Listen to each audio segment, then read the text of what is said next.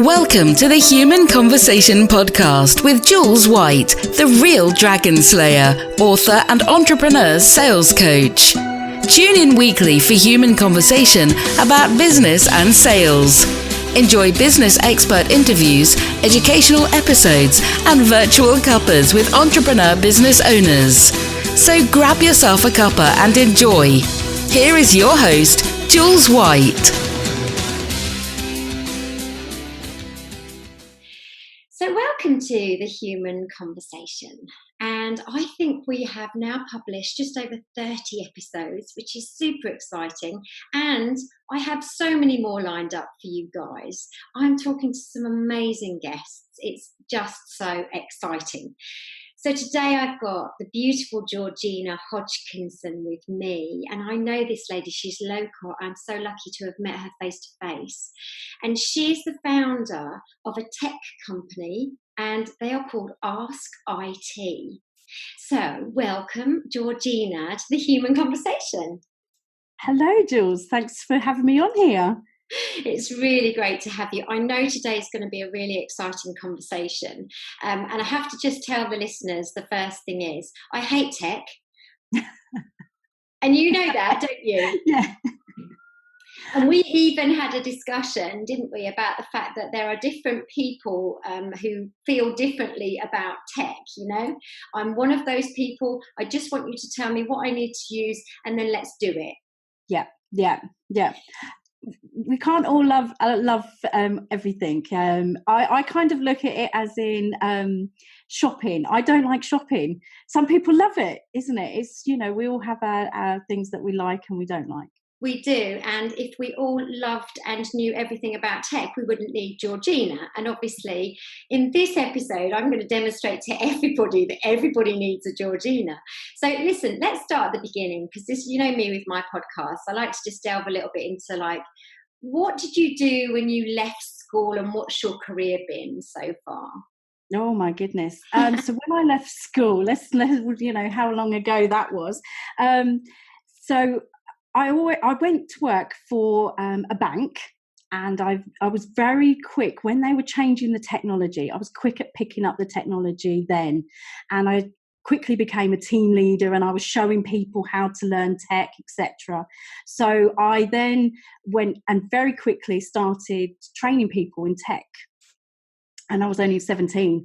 So then I went to Oxford. And so I've been doing this a long time. It started off with like little green screens, etc. And then it's progressed to using a mouse. And now we're using trackpads, you know. So I've kind of seen it evolved from the big, well, you know, from not quite punch cards, but from fairly early on.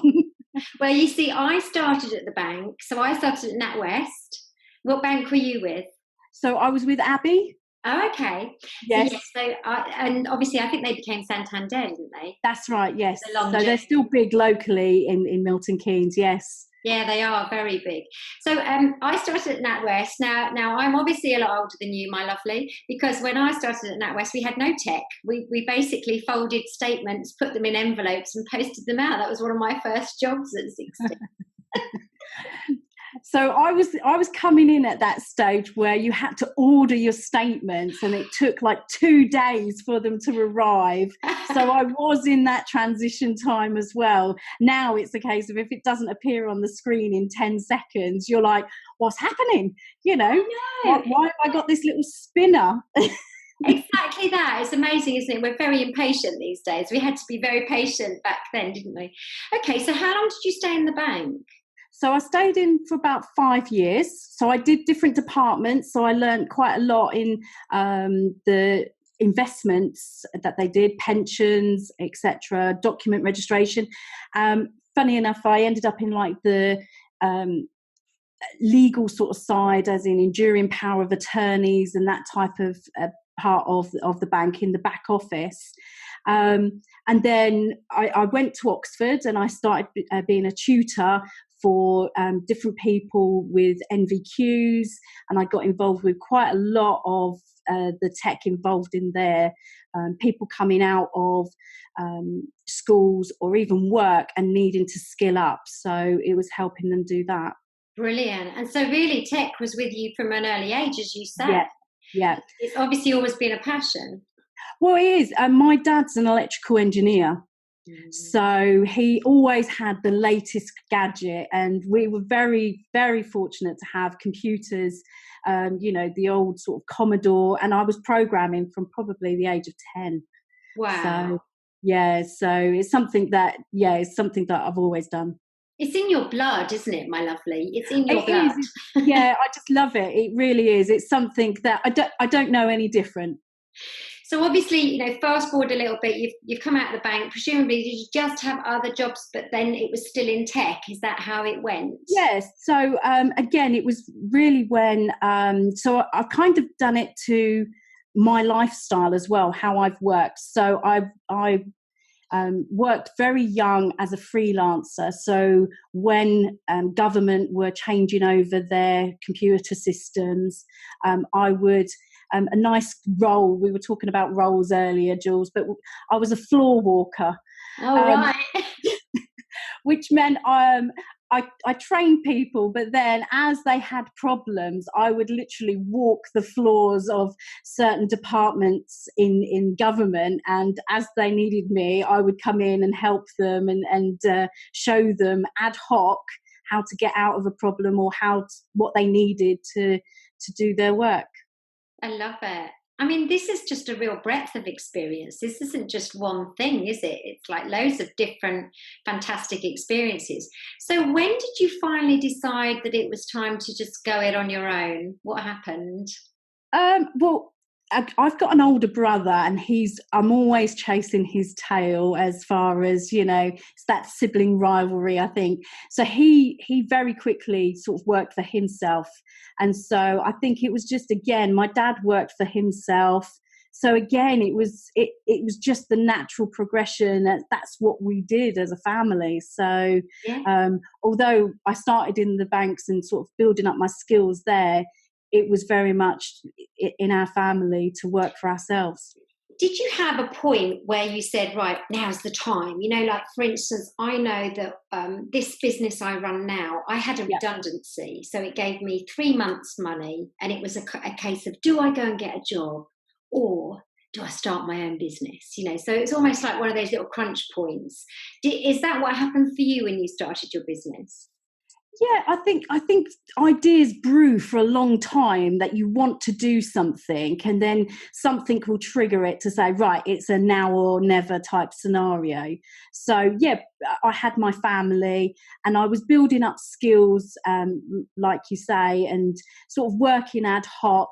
But then it was kind of like, right, it's kind of a T-junction, isn't it? You kind of go, am I going left or am I going right? Yeah. And so that's what I had. So, and I just need to mention your family, and I'm going to do this, and I don't really care. You don't know what I'm going to do, but this lady has 5 children. 5 children. I just think that's so incredible, because you think about it, you're running a business, obviously you're married, so you're also a wife, and you are the mother of 5 children. That's just quite incredible, isn't it? Yes, it's lovely. I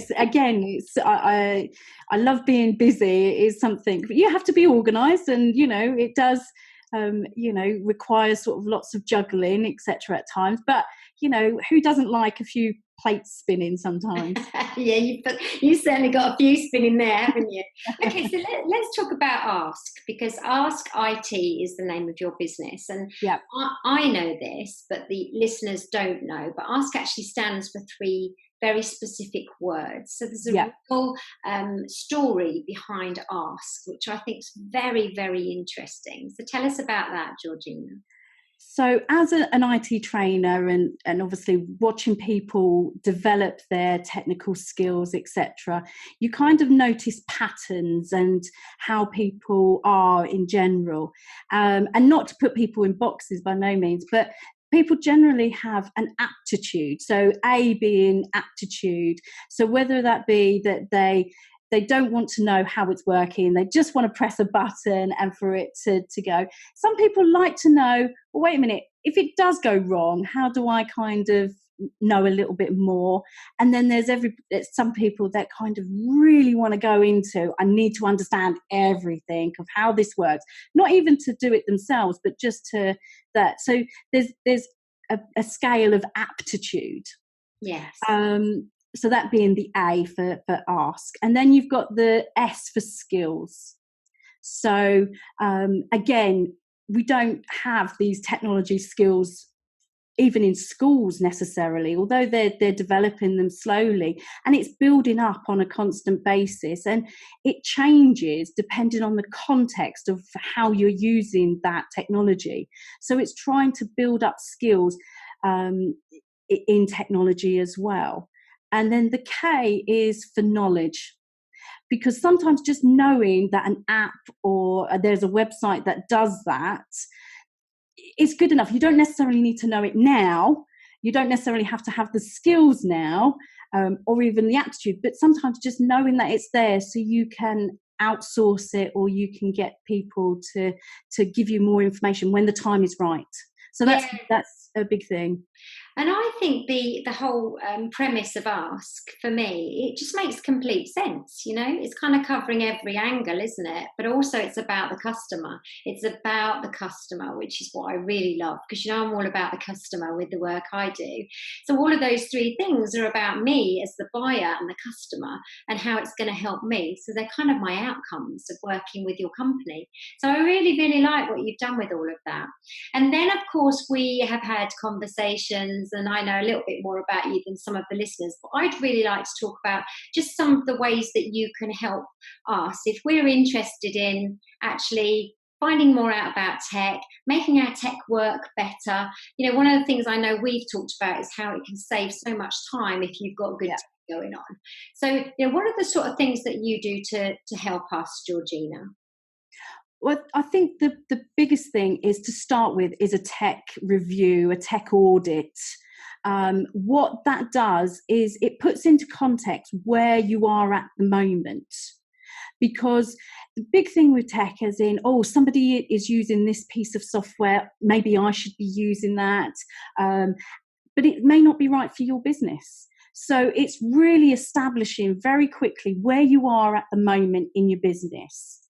Then it has a conversation of where it is that you want your business to go, what model you're using for your business. You know, again, that's going to determine what technology you bring into your business, because if you're going to be working on your own, you know, that's very different to maybe working with a team of people. You're going to need to have different technology solutions. So the first place to start is with a tech audit, finding where you are, where you're going to, and finding that plan for those gaps in between. And you also said something really interesting to me about this tech audit, which I thought was really super special, where you kind of become that voyeur of that person online, you know, and how they present themselves online. And, you know, this is so interesting for me. And I think for probably many of the listeners, they're thinking, actually, gosh, this really makes sense, because we always think we know how we come across. But on digital, you know, across various platforms, we have got to be consistent. And it might be with something like your fabulous audit. You suddenly come to me and you say, well, Jules, you're kind of saying this here, but over here you're sort of doing this. So this is what I think you do. And, you know, it could be so different to what I actually do. So it's like a lay person looking in from the outside, isn't it?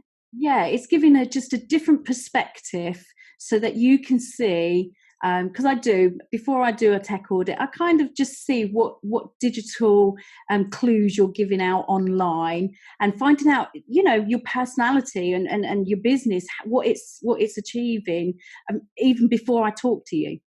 And it's so important, isn't it? Because this is one of the ways we are getting out to the public now, which is obviously amazing. Didn't have it in my day. You couldn't go online and do all the things we do.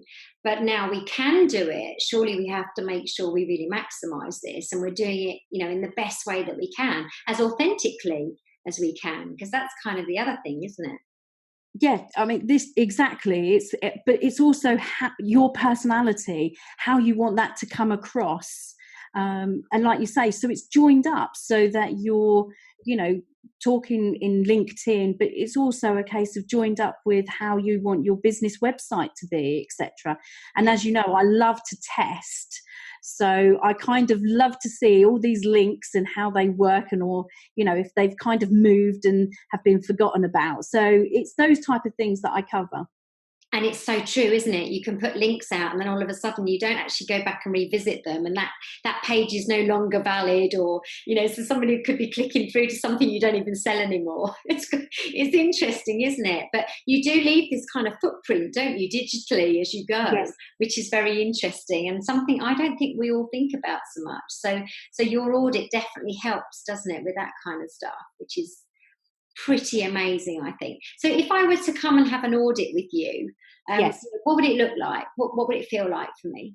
So what I do is I find out basic information so I send you via email a little questionnaire, and it's not a detailed, because the idea is to have that conversation with you, but it's to find out basic information, what channels you're working on, what your business is, and where you are. And then we do an online Zoom call, and we go through certain steps in your business, and it's very much a case of led by yourself. So if you've got particular interest, a problem that you want to solve, or something you really want to focus on, we'll spend the time on that. And then I give a nice little report at the end as recommendations to move things forward, because that's what we want in business, is to always sort of move it a little bit forward, not overwhelm, but just nudge it forward just a little bit at a time.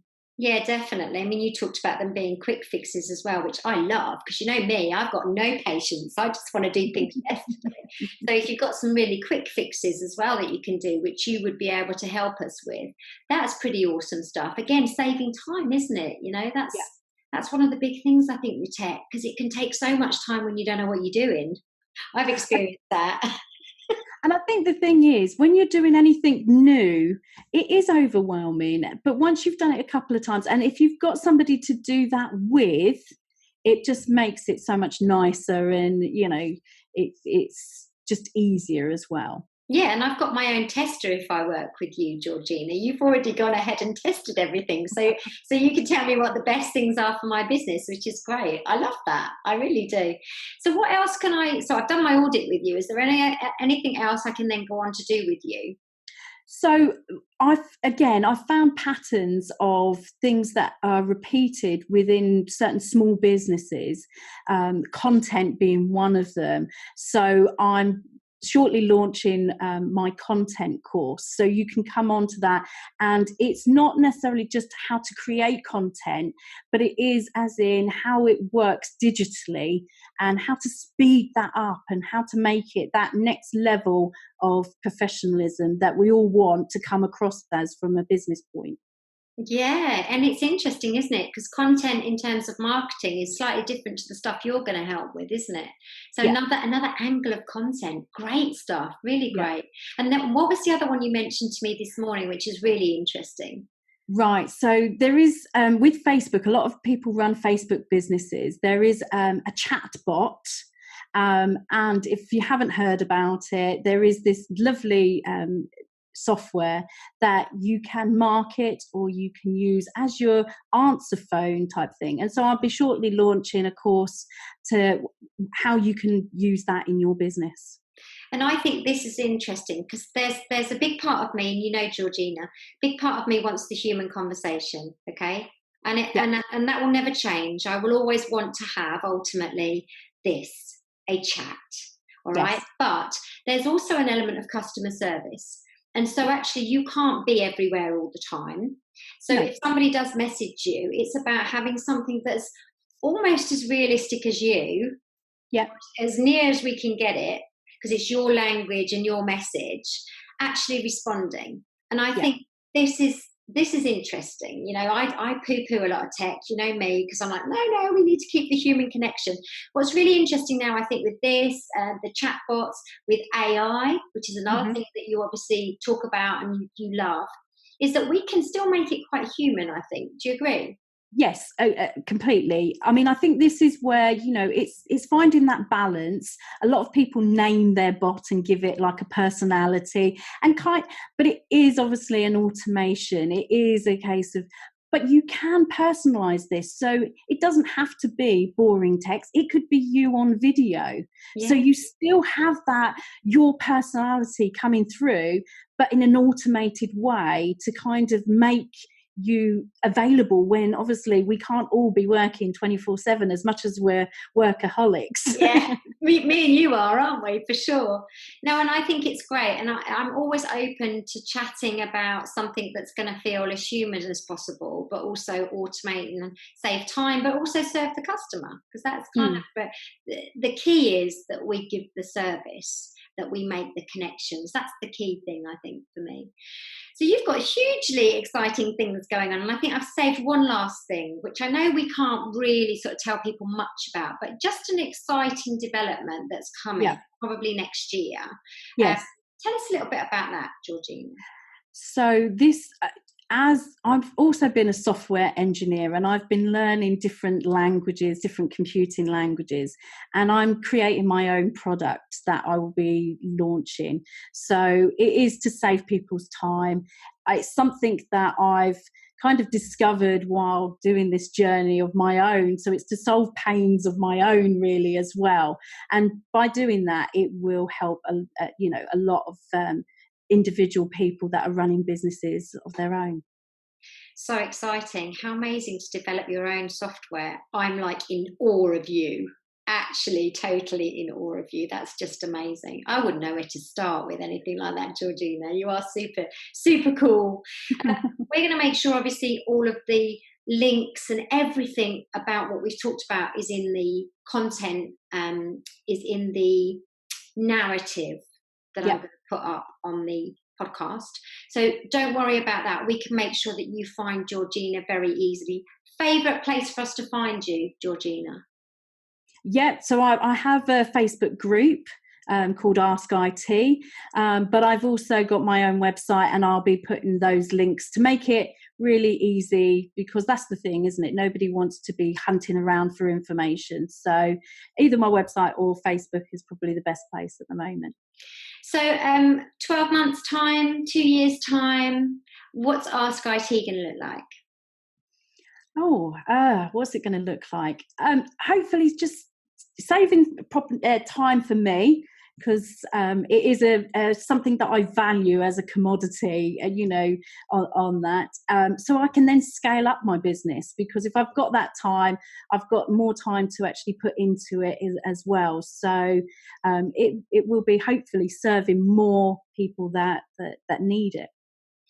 And what do you think you wanted to achieve the most by being on my podcast? Well, just to say hello to your lovely network. I mean, I've been in your group from the get-go, I think. So it's lovely, supportive network. So, and just really, if people have got tech issues, people get put off with tech. I don't know everything. In tech, I really don't. I love it, but you're not expected to know everything. So it's just trying to sort of say, right, I could spend the time looking at how to do this, but is there somebody out there that has done this before? Can they help me? And I think that's the big thing about Ask as well. Just ask people to give you a bit of a hand as well. So that's the big message that I want to get out as well. I think that's lovely, because the name of your company is Ask, and it's just like, actually, let's just end with the fact that you just need to ask. But that's very, very true. I think we're either put off by tech, as you said, as we talked about earlier. I'm just not really, I don't want to spend the time on it. It doesn't excite me, but I love the outcomes of tech. And I think that's the key thing, isn't it? I think we all love the outcomes of it. It's just what we then need to get us on that journey. We need a Georgina, most of us, I suspect. But the other thing I love about you is, like, I don't know everything. I love that you say that. And I don't either, Georgina. The minute we say we know everything, actually, we may as well just actually say, say, well, that's it then. It's the end. Because I think we're always learning, particularly in tech, because I think it's changing so quickly. I don't even know how you keep up with it all. But one thing I'll leave you with, listeners, just from my experience of Georgina, is when I have asked her stuff, and believe you me, I have, because I know she's the tech lady, if she doesn't know, what she does is she goes and finds out for me, and she tests and she comes back with solutions. So I think that's a really special thing about you, Georgina. So I do thank you for all those times you've helped me. Oh, you're welcome. Thank you. And it's been really lovely having you as a guest. I've loved our chat. I think it's full of value. So I hope the listeners agree. And we'll make sure that all the links get put so everybody can find you. And it only remains for me to say thank you so much for listening to my podcast. If you love it, we're on SoundCloud, we're on iTunes, we're on Spotify. You just need to like us. And if you want to leave a comment, then do that too, because we're just going to keep doing this because we love it. And I will see you next time on The Human Conversation. Thanks for listening, and ta-da for now. You've just been listening to the Human Conversation podcast with Jules White. To find out more about the other work that Jules does, please visit her website www.liveitloveitsellit.co.uk.